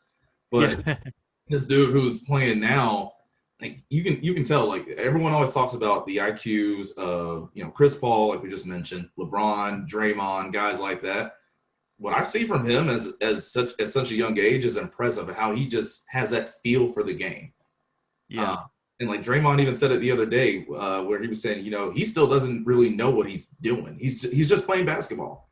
He doesn't really know what he's doing in terms of like the NBA level yet. So once that part clicks, that's going to be scary. Whew, yeah, no, he's been a lot of fun to watch. I mean, that Charlotte team, I think a lot of people smirked when, Gordon Hayward signed there for 120 mil. But like that team's right now 7th in the East. Mm-hmm. And I think a lot of it is because of the play of LaMelo Ball, and also, Gordon Hayward, he's coming off an injury, but he's played very well. Terry Rozier is, averaging around 20 a game, at least the last I checked. They have a really intriguing roster to me. I love Miles Bridges. I'm a huge Miles Bridges fan. Love Devontae Graham. They've got some players. PJ Washington has been good for them too. So, I mean, it looks like they're going to be sticking around in the playoff hunt for the long haul, and Chicago as well. I mean, Billy Donovan, like the Bulls were lifeless last year. Like it just felt like they were so far away from being competitive, even though they had like some really interesting pieces. Like right now they're in 9th. The Knicks are a game above 500 for crying out loud. I mean, Emmanuel Quickley's been a revelation there. So really the Eastern Conference, the bottom tier of like the playoff chase there is really been intriguing. And so that's, I think, for me, for this, looking forward to the second half, that's what I'm most excited about. Well, really in both conferences, it's when it's time for that play-in game. Those I'm so excited about those. I mean, you look at some of the teams right now that will be involved. Like you said, Chicago, Indiana, and Atlanta are kind of right in that 9 to 11 seeding right now in the East. Then obviously you have the Grizzlies, Golden State's right there, and then surprisingly the Pelicans. I mean, they're a couple more games down, but they're right behind those two in the West. And yeah, it's like all of a sudden, even for the teams that don't get in, and there are a couple of teams in there that don't have the playoff experience, right? I mean, more so I think in the East than in the West. But you're going to have at least one game of this is what the playoffs is like, and so you get to experience it. It's a different game, so you get to see how people's games can adjust and adapt to a playoff style situation. And I think that's always fun because I still think about back in was it 07, the 07-08 season when the Celtics had their big three. They're going up against the Hawks. Is the first time the Hawks had been in the playoffs in what felt like forever. And you could tell like they had that shock. They got shocked in Boston. It's like, okay, this is what it's like. Then all of a sudden they come down to Atlanta, and I don't think Phillips Arena has ever been as crazy as it was in that series. But it was like welcome to your playoff moment. And so it was really cool to see. I love seeing when teams who aren't used to being in the playoffs or see playoff success have a chance to get it for the first time in a while. Yeah, hey, Zaza's grabbing the mic after Game 6 and saying, "We're going to Game 7." We're going to shock the world. Yeah, and it didn't quite work out that way. But, I mean, that was their first playoff appearance since they traded away Steve Smith, who was one of my favorite players growing up. I was very upset about that as a 12-year-old kid. Because, I think it was like 99 last year they went. They got to the second round, got swept by the Knicks, who were the 8th seed. And the Knicks went to the finals that year. But, it had been like 9 years, I want to say. And the Hawks could get there this year. They're a half game behind Indiana, though I feel like Indiana is going to turn it around. But the one positive of the bubble from the NBA bubble last summer is we got to see Memphis and Portland play that play-in game, and how exciting that was. It was absolutely exciting, and now, like I said, that's why I love this play-in idea again this year, because now you have even more teams, right? Because you think about the Grizzlies core of, John Morant, Jaren Jackson Jr., Dylan Brooks is in there, and a couple other guys where it's, these are kids that just, 1-2 years ago, a good bit of them were still in college playing the March Madness stage. And now all of a sudden, here you are in a playoff setting. Good luck. Go after it. That's fun to see. You always like to see. Obviously, you like to see your the people who are always in it. It's always fun to watch LeBron in playoff time play 48 minutes a game and average a triple double. But at the same time, Kevin Durant will shoot 70% and have a 40-point game. But at the same time, those the fresh blood, the fresh meat that gets to see a chance of it. It's always great to see, and just how the fans react to it too. Because I'm sure by the time we get there will be more and more fans that are allowed in games. Yeah, you mentioned Memphis. How about the Grizzlies this year? I mean, Jaren Jackson hasn't played a single game this year. John Morant was out for a while. People were saying they should tank when they started like 2-6 and Morant was hurt, or whatever record they got off to. They're above 500 now. They're 17-16. So really impressive stuff from Taylor Jenkins and staff, and Ja's just a pleasure to watch. Oh, he's a blast. And I think, in my opinion, the Memphis Grizzlies are one of the, and this is more so just, the turn of the century, they are one of the most underrated, underappreciated franchises in the NBA. Yeah. Because, because they went from they had a complete overhaul, basically. They were that slow, grindhouse type of team, right, with Tony Allen, Zebo, Marc Gasol, Mike Conley, those guys. And now all of a sudden you're doing this complete overhaul, and just what I'd say, so this is Jaw's second year. So you're basically like year 2, year 3 of this new group of guys, and here you are again contending for a playoff spot. Yeah. That consistency outside of, your San Antonios, because I can't even say the Lakers, because the Lakers have been up and down for a good bit of the century too. Yep. you just don't see it that much. So that's Yeah. really cool to see that they've taken almost two completely different identities and brands of a team, and they're finding ways to be successful with it. Yeah, no, that's a good point. I mean, those Memphis teams were tough. They only got to one conference finals, but they gave the Warriors hell in Yes, they did. 2015 in the second round. I mean, they easily beat San Antonio as an 8 seed when San Antonio was a 1 in 2011. Like, they almost beat them in 5 games. It took like a miracle shot in game 5 to push it to 6. Yeah, I mean, those teams, I love watching that style. But I mean, I did too. yeah, I don't really complain about styles of basketball. Some people like I like 140 to 139 as much as I like 80 to 79. But yeah, no, they've really had some success there in Memphis over the last 10 plus years. No, absolutely. Who do you think is going to end up being the MVP? The MVP, if Philly holds on to the 1 seed or they're like neck and neck with Brooklyn. I think Embiid could get the MVP. There's a lot of chatter about him being the MVP. I don't think it'll be Giannis this year. I think Luka got off to too cold of a start, and Dallas as a team did. Like, unless they really ramped it up, I would have to say right now it would be maybe Embiid 1, and then depending on like how the Lakers do without Anthony Davis here, maybe LeBron because I think people want LeBron to get another MVP. Absolutely.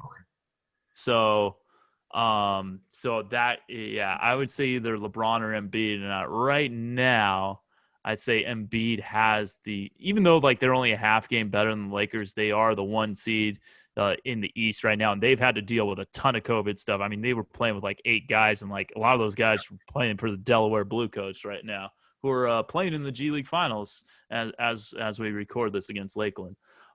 So yeah, I would say Embiid or LeBron. I would agree. I'm going Embiid first and foremost because as a fellow big man, the Yes. fact that you see a center that is prominent in an MVP race, like, I got to go for him. I have to.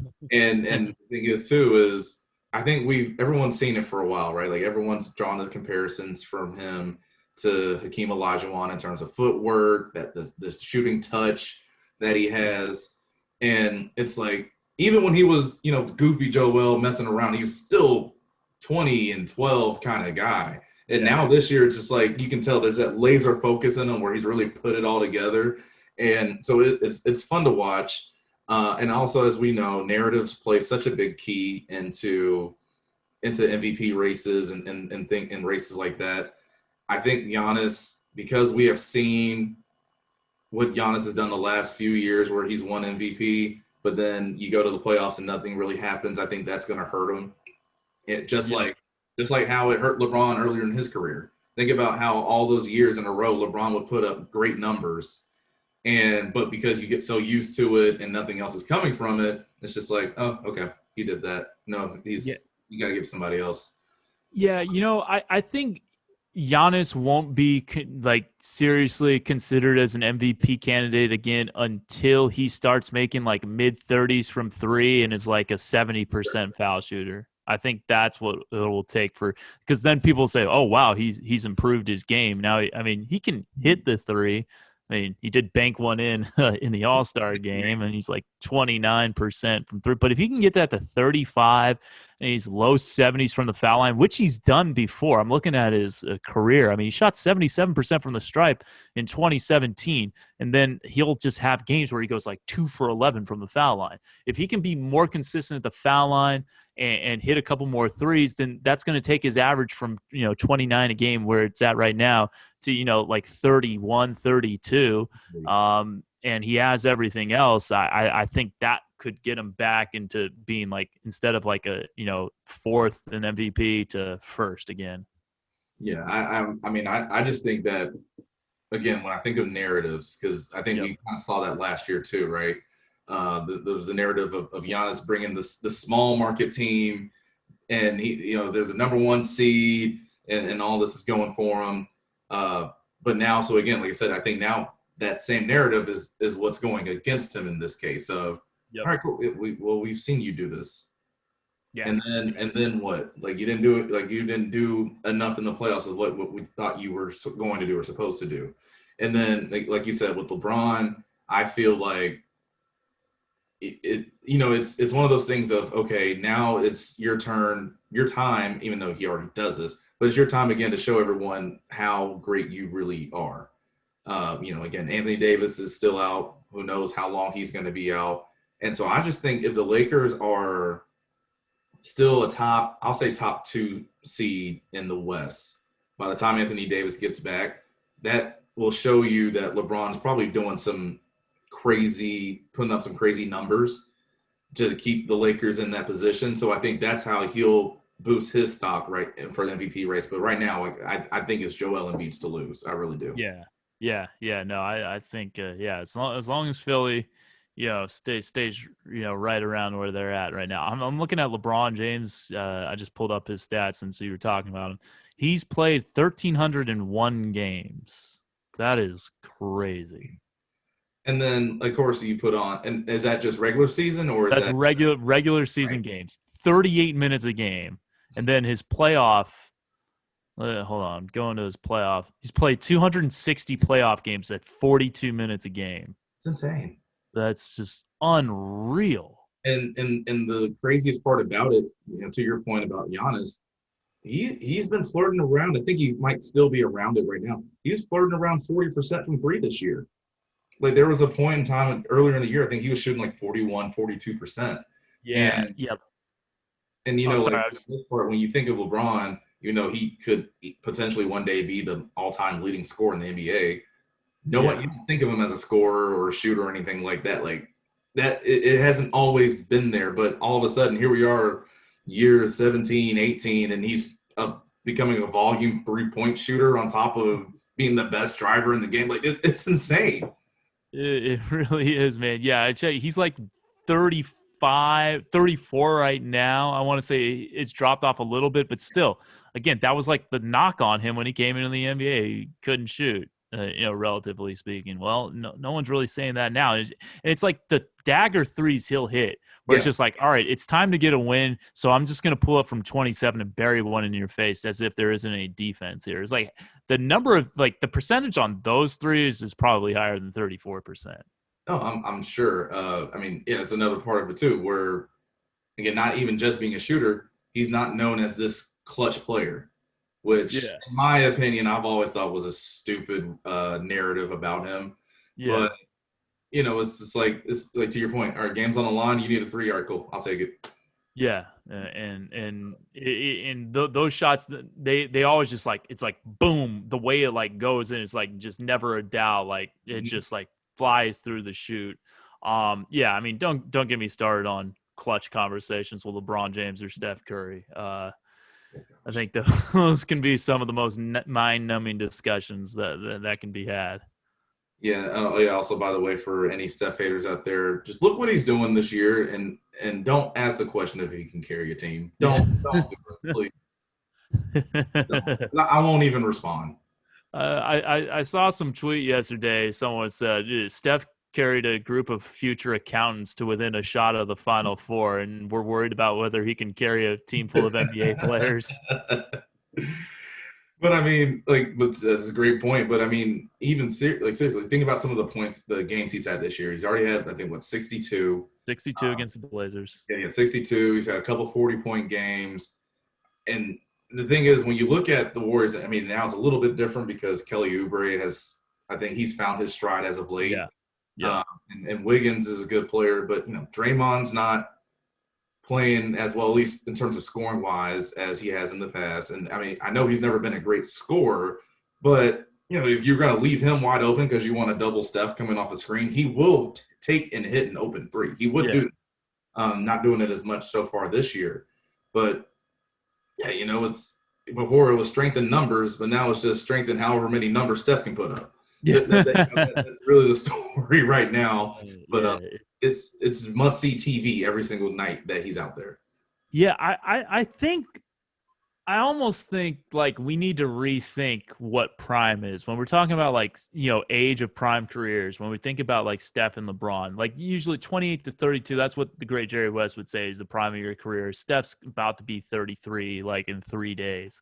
LeBron's 36. Like we evolve as human beings, right? Like, I mean, at some level, like, like the athleticism of the 60s doesn't compare to the athleticism of the 2020s. Right. And so, like, I think the next step we're seeing is like guys are going to be able to have like this high level athleticism. It doesn't tap out in the early 30s. It's going to be tapping out in the mid to late 30s now. And I mean, like Kevin Durant's come off like an Achilles and he's 32 and it looks like, he's 27 again. Yeah. So like, I think that's kind of like another thing we have to keep in mind, like as, humans and athletes evolve in particular, like, how we're seeing 7'3" Joel Embiid drain, 28 footers, and same with Kristaps Porzingis. Like, these guys who are unicorns, like they're not as much unicorns anymore as just like we're gonna see more of these guys because humans as like a species go forward. Now, maybe not in our thinking as we've seen in the last year. Like we have some pretty stupid people in society, but as far as like our physical capabilities are concerned, like that's only going to go forward. Yeah, I mean, because the way I look at it is even as we become more athletic, the game of basketball has been starting to rely on athleticism less and less. Yeah, Because, exactly. a lot of people were talking about the slam dunk contest where, you had Cassius Stanley, who I think he's been, up and down the G League a good bit this year. I called a lot of Cash Stanley games last month. Right. So, like, you had Anthony Simons, who was thought more of like just a defensive specialist, 3-and-D kind of guy. I love Anthony Simons, man. Yeah, good player. I like him a lot. And then you also had Obi Toppin. You had Obi Toppin, the rookie with the Knicks.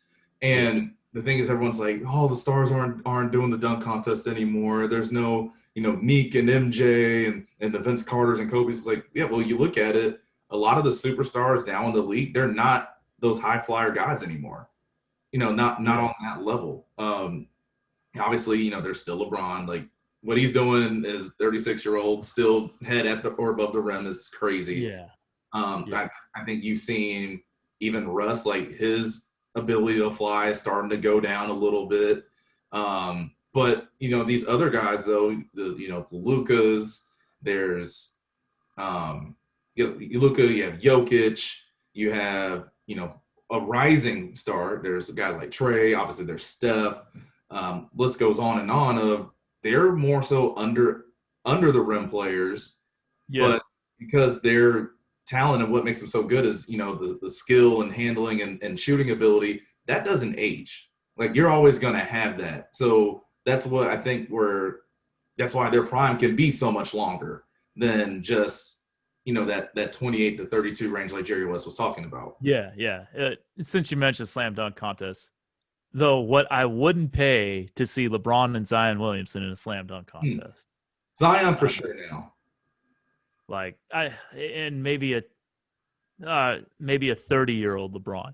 Yeah. But I mean, I just wish it would have happened.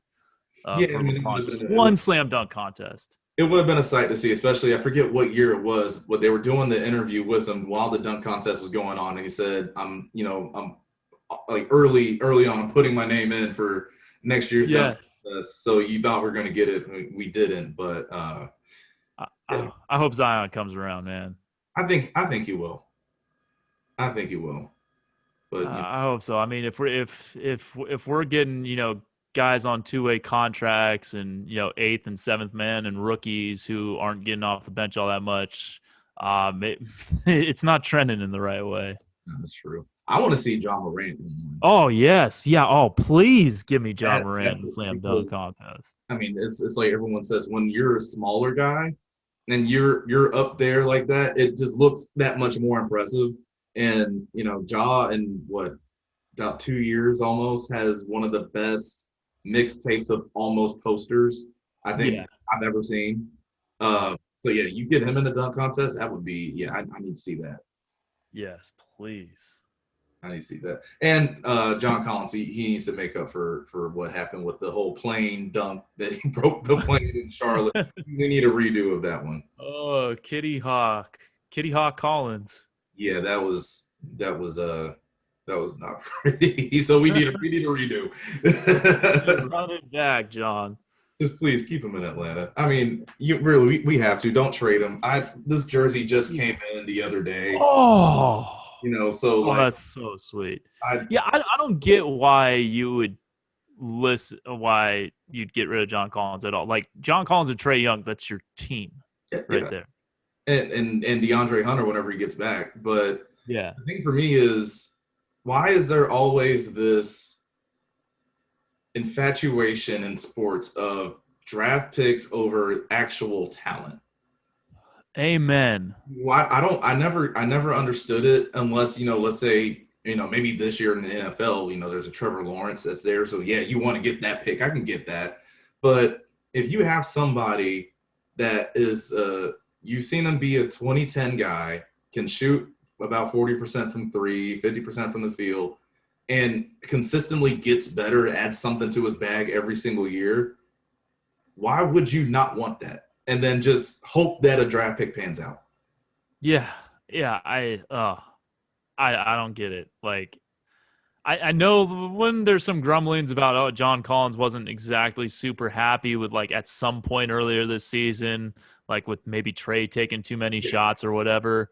But like, doesn't happen just in the course of an NBA season. You work that out. Yeah. Like, find a way to make that work, because those two in concert, when they're on the same page, man, that Hawks team is a lot of fun. And now you got Bogey and Gallo. If they're fully healthy, that team is easily a top 10 team in the East for sure, and better than that. Like, I mean, I think you were saying, correct me if I'm wrong, why that you thought they could be the 6th seed at one point.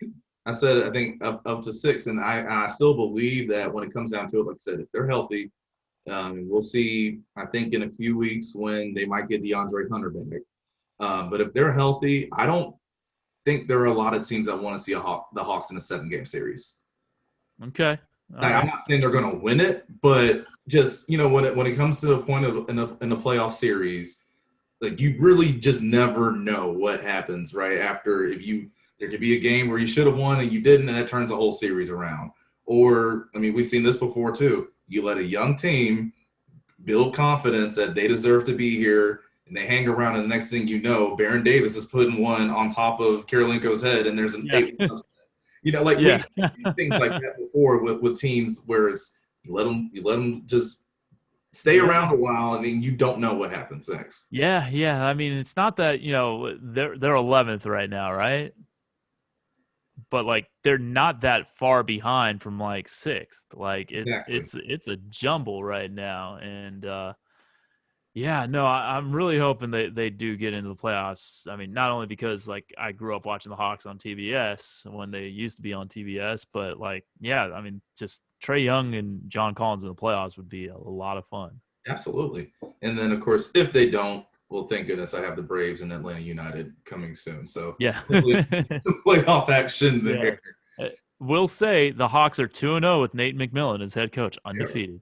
They are. Yeah, there was that. I think they blew out the Nuggets in one game because Lloyd Pierce, he was having his second child. And then, there was the one against Miami after Lloyd was fired. So we'll see. I mean, I've always been a Nate McMillan fan. I wanted Nate McMillan as a head coach in Atlanta a long time ago. So I'm happy that he is there now. Obviously, I'm not too happy as how it happened, but, that's the business. So I don't get why the Pacers fired him in the first place. I know they got swept again in the playoffs, and it's never fun to go down 4-0, but they weren't fully healthy, if I remember correctly. So we'll see. But so we'll see what the Hawks do, and then so hopefully I have some good news. Let's see how they do next week before we do our next podcast. So hopefully I'm in a good mood when it's time to talk about basketball again. Exactly. All right. So, that's all the time we have for this week. Thanks again, everyone, for tuning in. Shout out once again, Emily Van Buskirk. Again, an absolutely phenomenal interview. Check out her articles. I'll post some links for it so you can check those out. And everyone, again, stay safe, stay inside, wear your mask, and we will see you next week. Peace.